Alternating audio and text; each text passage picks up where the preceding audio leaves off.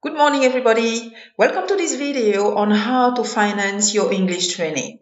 My name is Annie Tienda. I am the director of Business English Training Center called ESP. ESP stands for English for Specific Purposes. Let's jump right in. Bonjour tout le monde. C'est parti pour cette formation sur comment je finance ma formation d'anglais. Qu'est-ce que nous allons apprendre dans cette vidéo? Nous allons apprendre à connaître et comprendre les différents modes de financement de la formation professionnelle d'anglais en France. Et cette vidéo va durer environ 10 minutes. Alors, je vous présente Christian. Christian est directeur d'une société de services basée à Lyon. Et il souhaite aujourd'hui pouvoir financer sa formation d'anglais pour lui-même en tant que dirigeant et pour éventuellement ses salariés. Et donc, qu'est-ce que Christian va apprendre aujourd'hui? Il va apprendre quelles sont les nouvelles règles de financement de la formation professionnelle en France et les conditions d'éligibilité, je vais y arriver, au financement. Et en troisième partie, il apprendra ce que c'est que les particularités de l'organisme de formation qu'il aura, j'espère pour lui, choisi, ESP Training. Donc, on va commencer par les nouvelles règles de financement de la formation professionnelle en France. Donc, il y a une loi qui a été promulguée le 5 septembre 2018 pour la liberté de choisir son avenir professionnel. Donc, on va parler un petit peu de cette loi et des différences qu'elle a créées depuis, on va dire, début 2019. Donc, c'est la loi dite avenir professionnel. Donc, c'est une loi qui modifie l'ensemble des circuits de financement de la formation professionnelle et de l'apprentissage en France. Donc aujourd'hui, les employeurs, donc vous ou alors Christian et son staff, participent chaque année au développement de la formation professionnelle et de l'apprentissage dans ce pays. Et pour faire cela, ils versent des sommes d'argent, on va en parler plus en détail tout à l'heure. Donc, ils financent directement les actions de formation de leurs salariés. Ils peuvent verser une contribution unique ou alors ils peuvent faire un versement d'une contribution supplémentaire à l'apprentissage. Et ça, bien évidemment, ça dépend du nombre de salariés de l'entreprise. Alors, qu'est-ce qui a évolué depuis janvier 2019? Alors, ce qu'on appelait avant le plan de formation a été renommé. Il s'appelle aujourd'hui le plan de développement de compétences. Et les salariés avaient un compte DIF qui aujourd'hui s'appelle le compte CPF. Et le compte CPF on ne parle plus d'heures CPF, mais on parle plutôt d'argent, on parle plutôt d'euros. Donc le compte est alimenté en euros. Et pour ceux qui ne le savent pas, les financements, les formations sont financées à hauteur de 15 € de l'heure environ pour votre CPF, par votre CPF.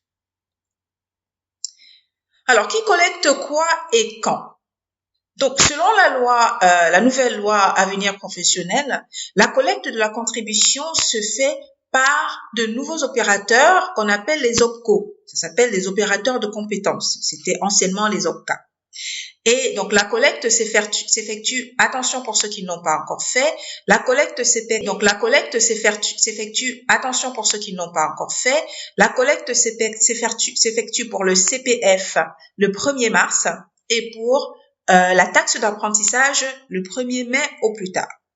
Donc ici, là, vous voyez que cette contribution unique dont on parle, elle est composée de la taxe d'apprentissage, entre autres, de la taxe d'apprentissage et de la contribution à la formation professionnelle continue. Donc, la taxe d'apprentissage est de 0,68% de la masse salariale et la contribution à la formation professionnelle est de 55% du chiffre d'affaires, de 0,55% du chiffre d'affaires pour les entreprises de moins de 11 salariés et de 1% du chiffre d'affaires pour les entreprises de 11 salariés et plus. que finance cette contribution unique? Entre autres, et ce qui nous intéresse particulièrement, cette contribution unique qui est donc faite de votre taxe d'apprentissage et de votre contribution à la formation professionnelle continue finance les deux dispositifs dont nous allons parler. Il finance bien d'autres, mais aujourd'hui, nous allons parler particulièrement du dispositif plan de développement de compétences que vous allez mettre en place au sein de votre structure, que Christian va mettre en place au sein de sa structure. Et il finance aussi le compte de formation professionnelle, le compte personnel de formation qui s'appelle le CPF. Donc, voilà. Donc, je vous donne des exemples clairement de ce à quoi ça ressemble, cette taxe d'apprentissage. Celle-là, vous le voyez bien, c'est la taxe d'apprentissage que mon organisme de formation a versée cette année. Donc, on a dit tout à l'heure, c'est 0,68% de la masse salariale. Donc, voilà, c'est la taxe d'apprentissage 2020. Et là, on a la contribution à la formation des entreprises, la formation professionnelle pour les entreprises de moins de 11 salariés dont je fais partie. Donc, attention, le versement obligatoire pour la contribution formation entreprise de moins de 11 salariés et même pour toutes les entreprises, c'était avant le 1er mars. Et la taxe d'apprentissage, c'était à régler avant le 31 mai. Donc, vous avez encore le temps de le faire. Alors, la question que Christian me pose, c'est, voilà, je sais très bien tout ça, maintenant merci d'avoir posé les fondements comme ça du mécanisme de financement de la formation professionnelle, mais comment je fais moi pour financer ma formation d'anglais? Eh bien, on y vient, Christian. Alors, comment je finance ma formation d'anglais en 2020? Ça dépend. Ça dépend si Christian est dirigeant salarié. S'il est dirigeant salarié, il a deux possibilités de financer sa formation. Donc, soit en tant que salarié uniquement, soit en tant que dirigeant. Donc, on va commencer par Christian salarié. Christian salarié doit utiliser son CPF. Donc, voilà, le CPF, je le marque ici en quelques mots pour que vous puissiez revenir dessus. Donc, le CPF a remplacé le DIF depuis 2015. Donc, c'est à peu près le même dispositif, sauf que comme je vous l'ai dit tout à l'heure, il est aujourd'hui en euros. Donc, pour ceux qui sont à temps complet, le CPF est alimenté à raison de 24 heures par an jusqu'à 120 heures, puis de 12 heures par an jusqu'à un maximum de 150 heures. Sachant que, comme je vous l'ai dit tout à l'heure, il ne s'agit plus vraiment d'heures, mais il s'agit de monnaie, d'euros. Donc, vous devez multiplier le nombre d'heures que vous avez, par exemple, par 15 pour savoir quelle est votre cagnotte CPF.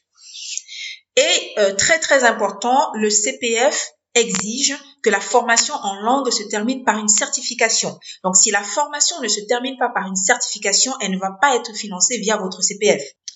Donc, comment je crée mon compte CPF? Ça, c'est très très simple.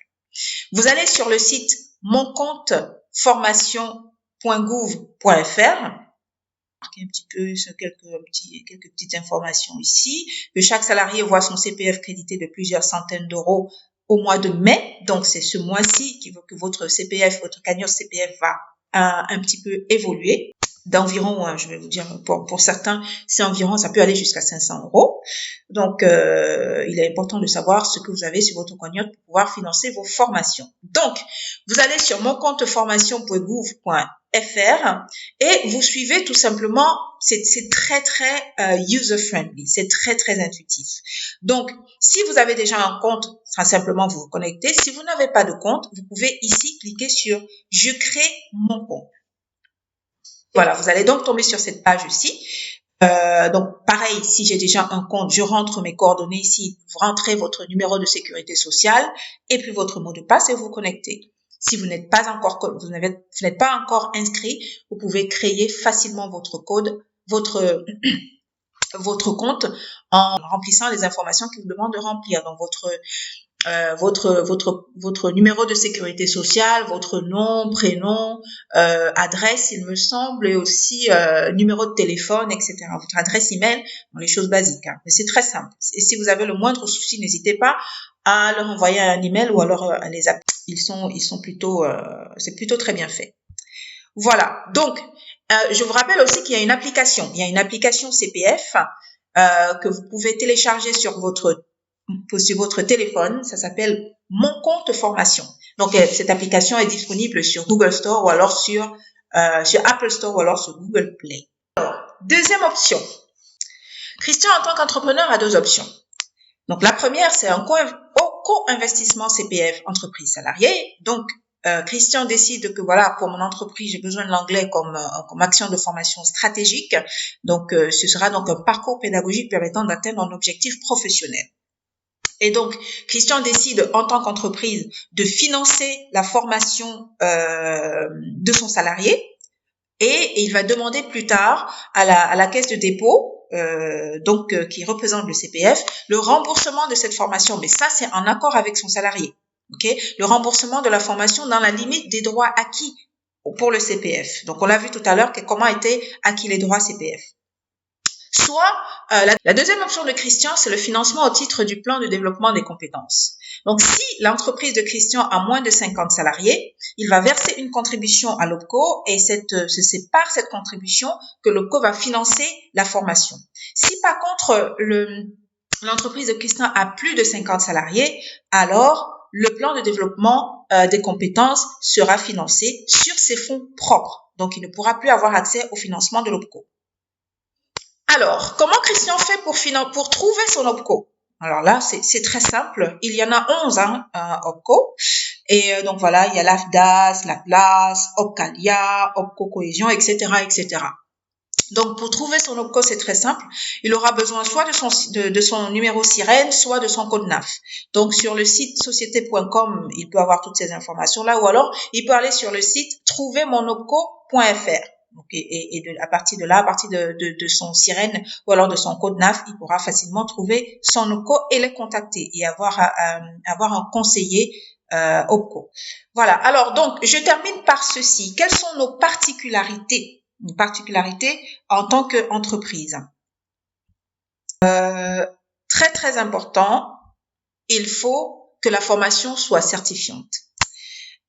Pour être éligible à tout financement, que ce soit le CPF, l'OPCO, la formation doit être certifiante. Et quand on parle de certifiante, ça veut dire que c'est une certification qui est reconnue par la Commission nationale des certifications professionnelles. Et donc, de quoi il s'agit? Il s'agit d'un test de fin de formation qui fait tout simplement l'éligibilité des stages d'anglais. Il ne s'agit pas de son programme, il ne s'agit pas de savoir si l'anglais, c'est de l'anglais professionnel, l'anglais appliqué, l'anglais métier, l'anglais spécifique, etc. Non, ça n'a rien à voir. Le plus important, c'est que la formation se termine par une certification reconnue par la Commission nationale des certifications professionnelles. Et en pratique, ne sont éligibles que les cursus présentés sur l'application CPF. Donc, je vous invite vivement à avoir cette application. Voilà. Et donc, je termine par ceci, les certifications que pour lesquelles nous travaillons, c'est le LinguaSkill et le TOEIC. Je pense que vous les connaissez très bien, ces certifications.